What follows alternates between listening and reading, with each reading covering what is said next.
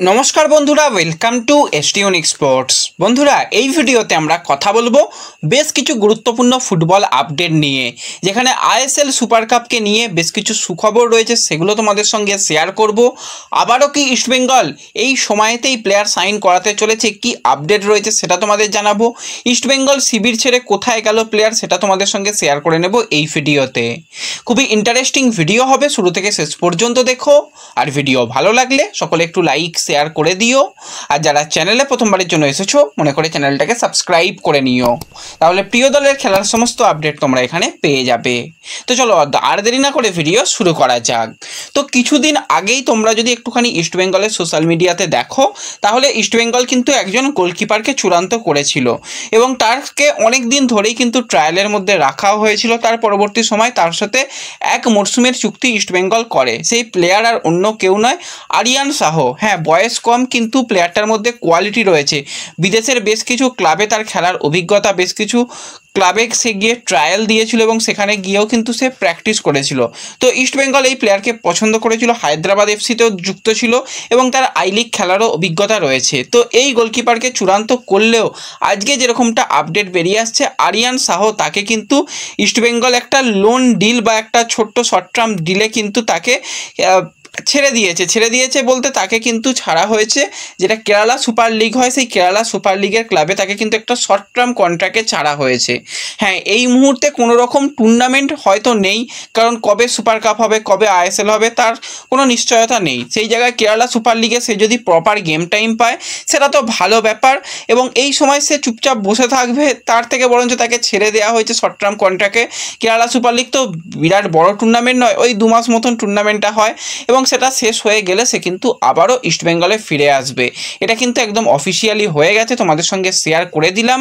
এই বিষয় নিয়ে তোমাদের কি মন্তব্য আমাকে কিন্তু অবশ্যই কমেন্টে জানিও। এবং এর সাথে সাথে আজকে কিন্তু একটা নাম, যেই নামের সঙ্গে কিন্তু ইস্টবেঙ্গলের আগে একটা যোগাযোগ ছিল, তার সাথে আবারও কথাবার্তার খবর শোনা যাচ্ছে।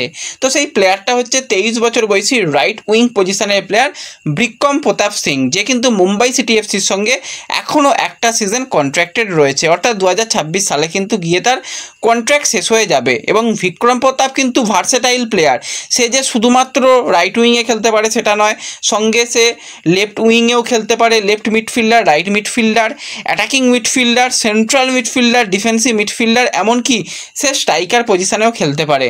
এখন পর্যন্ত তার ফুটবল কেরিয়ারে টোটাল 143টা ম্যাচ খেলেছে, 22টা গোল, 6টা অ্যাসিস্ট করেছে এবং খুবই পরিশ্রমী প্লেয়ার। এবং রিসেন্ট টাইমে ইন্ডিয়ার জার্সি গায়ে বিক্রম প্রতাপ যে কী লেভেলের পারফরমেন্স দিচ্ছে তোমরা দেখেছো। এবং লাস্ট ম্যাচ ইন্ডিয়ার টিমের one of the best player কিন্তু বিক্রম ছিল, একা 2-3জনের কাজ করে দিচ্ছিল, যেরকম গিয়ে অ্যাটাকে সাহায্য করা সেইভাবে নেমে এসে কিন্তু ডিফেন্স করা। খুবই ভালো কিন্তু প্লেয়ার, এবং বর্তমানে তার 23 বছর বয়স, একদম কেরিয়ারের সেরা সময়ে কিন্তু বিক্রম রয়েছে। এবার এই বিক্রমকে নাকি আবারও ইস্টবেঙ্গল চাইছে।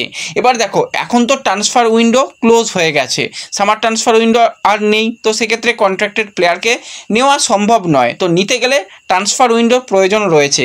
এবার যেহেতু মুম্বাই সিটি এফসির সঙ্গে নতুন করে বিক্রম চুক্তি বাড়ায়নি বা এখনও পর্যন্ত সেরকম কিছু আপডেট আসেনি, তো সেক্ষেত্রে ইস্টবেঙ্গল ম্যানেজমেন্ট চেষ্টা করলে অবশ্যই এই প্লেয়ারকে পাওয়া সম্ভব রয়েছে।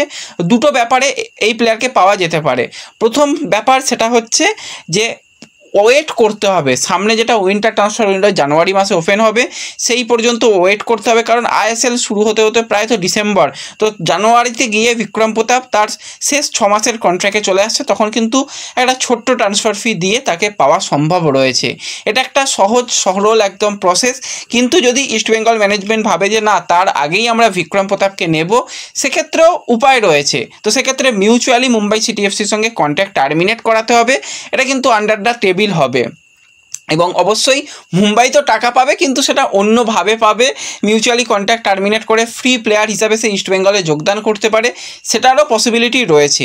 তো দেখা যাক, এই মুহূর্তে আবার নতুন করে বিক্রমের সঙ্গে কথা শুরু হয়েছে বলে শোনা যাচ্ছে, সেই কারণেই তোমাদের সঙ্গে শেয়ার করলাম। এলে তো আমি বলবো ইস্টবেঙ্গলের রাইট উইং পজিশনে একটা প্লেয়ারের অভাব রয়েছিল। হ্যাঁ, এডমন্ড ভালো প্লেয়ার নো ডাউট, কিন্তু এডমন্ড পারফেক্ট উইং পজিশনের প্লেয়ার নয়। এডমন্ড কিন্তু কিছুটা সেকেন্ড স্ট্রাইকার, কিছুটা অ্যাটাকিং লাইনের প্লেয়ার। তো তাকে উইং পজিশানে ঠেলে দিলে সমস্যা হতে পারে। তো সেক্ষেত্রে বিক্রম এলে আরও একটা সুন্দর অপশান বাড়বে এবং যেহেতু নন্দকুমারের একটা বেরিয়ে যাওয়ার পসিবিলিটি তৈরি হয়েছে, তো নন্দকুমারকেও হয়তো কন্ট্রাক্ট টার্মিনেট করে মুম্বাই যাওয়ার একটা পসিবিলিটি রয়েছে। তো সেক্ষেত্রে মুম্বাই যেতে পারে, বিক্রম সেক্ষেত্রে ইস্টবেঙ্গলে আসতে পারে, এটা হওয়ার কিন্তু সম্ভাবনা রয়েছে। তো দেখা যাক, যতদিন না এই ব্যাপারগুলো অফিসিয়াল হচ্ছে ততক্ষণ তো কিছু বলা যাবে না, জাস্ট কথাবার্তা চলছে। এই পর্যন্তই তোমাদের সঙ্গে শেয়ার করলাম। তোমরা এই বিষয়ে তোমাদের মতামত কিন্তু আমাকে কমেন্টে জানাতে কেউ ভুলো না। এবং এর সাথে সাথে আমরা যদি একটুখানি আইএসএলের বেশ কিছু দলকে নিয়ে কথা বলি, সর্বপ্রথম যে দলটার নাম শোনা গিয়েছিল সেটা হচ্ছে ওড়িশা এফসি। তাদের প্লেয়ারদের কোচিং স্টাফ থেকে শুরু করে সমস্ত কিছু তারা ফুটবল অপারেশন বন্ধ করে দিয়েছিল, কিন্তু রিসেন্ট টাইমে যেটা খবর পাওয়া যাচ্ছে, ওড়িশা এফসি কিন্তু তাদের প্লেয়ারদের স্যালারি দেবে এই মাস থেকে এবং প্লেয়ারদের ডেকে নেওয়াও হচ্ছে। তারা কিন্তু প্রি সিজন শুরু করতে চলেছে। তাহলে কি ভিতরে ভিতরে তাদের কাছে খবর রয়েছে সামনে টুর্নামেন্ট হবে? সেই দিকে অবশ্যই নজর থাকবে। এবং প্রচুর প্লেয়ার ওড়িশা থেকেও বেরিয়ে গেছে, তারাও দল গঠনের জন্য বেশ কিছু ইয়াং ট্যালেন্টেড প্লেয়ার 5 জন প্লেয়ার ডোমেস্টিক প্লেয়ারকে সাইন করিয়েছে।